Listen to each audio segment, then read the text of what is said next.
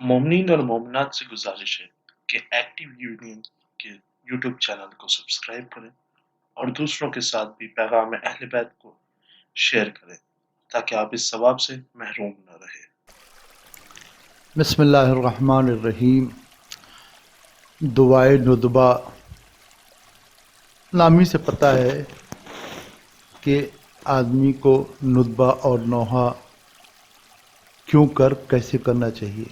आम तौर पे जुमे के दिन सुबह के वक्त तुलुए आफ्ताब के वक्त ये पढ़ी जाने वाली इमाम असर की फरियाद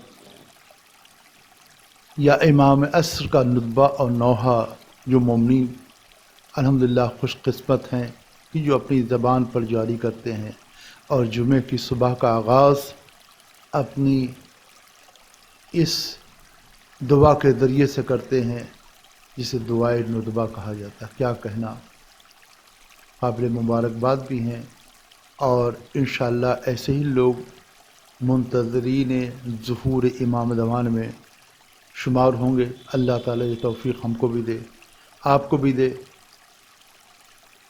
और इमाम असर से मुताल्लिक़ चूँकि जुमे का दिन है और जुमे ही के दिन हज़रत का ज़ुहूर भी होगा, लिहाजा कम से कम ये हक़ हज़रत का है कि कुछ तैयारी के उन्वान के तहत इस दुआए नुदबा पर ख़ास तवज्जो दें।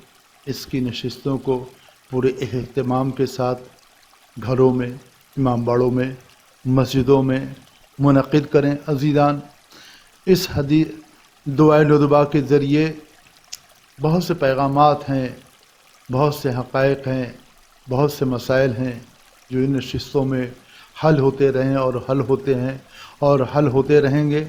हमारे इल्म में इजाफ़ा भी होता रहेगा और इमाम असर के जानिसारों में और हज़रत के जवार में इंशाअल्लाह शहादत का मर्तबा हासिल करने वालों में परवरदिगार आलम हमारा और आपका कौन फरमाएगा, शुमार फरमाएगा इंशाअल्लाह ताला।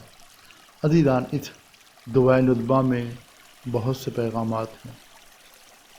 पैगाम दुआ को हासिल करना, उसको समझना, उसको दिल दिमाग में बसाना, उस पर ख़ुद अमल करना और उससे दूसरों को आगाह करना ताकि वो भी अमल कर सकें, ये 4 मरहले हैं। खुद सुनना, समझना, उसको दिल दिमाग में बसाना, ये दूसरा, उस पर ख़ुद अमल करना, ये तीसरा, और उसको दूसरों तक पहुंचाना ताकि वो भी अमल करके इमाम ज़माना के पैरोकार बन सके। ये 4 मरहले कम से कम नशिस्त दुआए नुदबा में होने चाहिए। अब दुआए नुदबा का जहाँ तक मरहला है, दुआए नुदबा से हमें वो सबक मिलता है कि जिसकी हमें ज़ुहूर इमाम के लिए तैयार होने में बड़ी मदद मिलती है।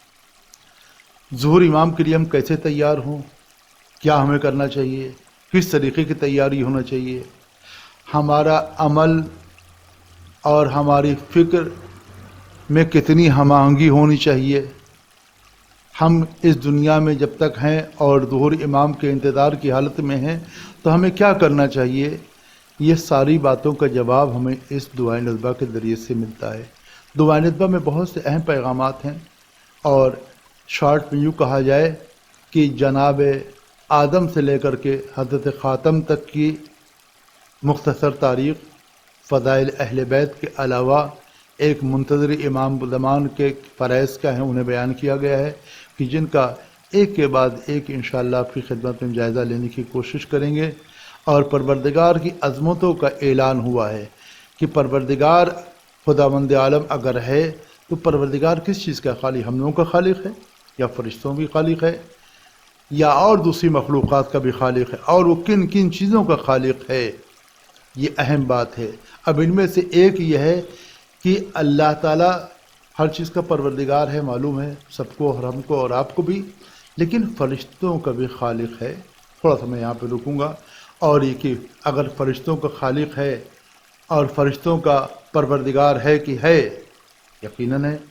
तो अगर फ़रिश्तों का भी परवरदिगार आलम है तो अब ये जो फ़रिश्ते ہماری اور آپ کی نگہبانی کے لیے ہمارے شانوں پہ بیٹھے ہیں. ہمارے داہنے اعمال، ہمارے نیک اعمال کو داہنی طرف شانے پہ بیٹھا ہوا فرشتہ یا مقرر فرشتہ یہ لکھ رہا ہے، اور بائیں حصے پر مقرر فرشتہ ہمارے برے اعمال کو لکھ رہا ہے. اور اس طرح کے اور بھی جو فرشتے جو اس دعا کے شروع میں کہا گیا ہے کہ پروردگار عالم جو ہے ان ملائکہ کا بھی رب ہے. یہ مختلف قسم کے فرشتے کائنات میں معمور ہیں. کب کیا کر رہے ہیں، کیا ان کی ذمہ داریاں ہیں، ہمیں اس سے زیادہ بحث نہیں کرنا، چونکہ وہ باتیں عام طور سے لوگوں نے بیان کی ہے. ہمیں تو بیان یہ کرنا ہے کہ آیا فرشتے جو خداوند عالم کے ہیں ان میں بھی گناہ کی صلاحیت ہے یا نہیں، اور یہ کیا کر سکتے کیا نہیں کر سکتے. اس پر قدری روشنی ڈالوں گا انشاءاللہ اگلی نشست میں. پروردگار عالم کو توفیق دے کہ ایک واقعی اور صحیح متدر ظہور امام زمان علیہ السلام بن سکیں انشاءاللہ. الحمدللہ رب العالمین.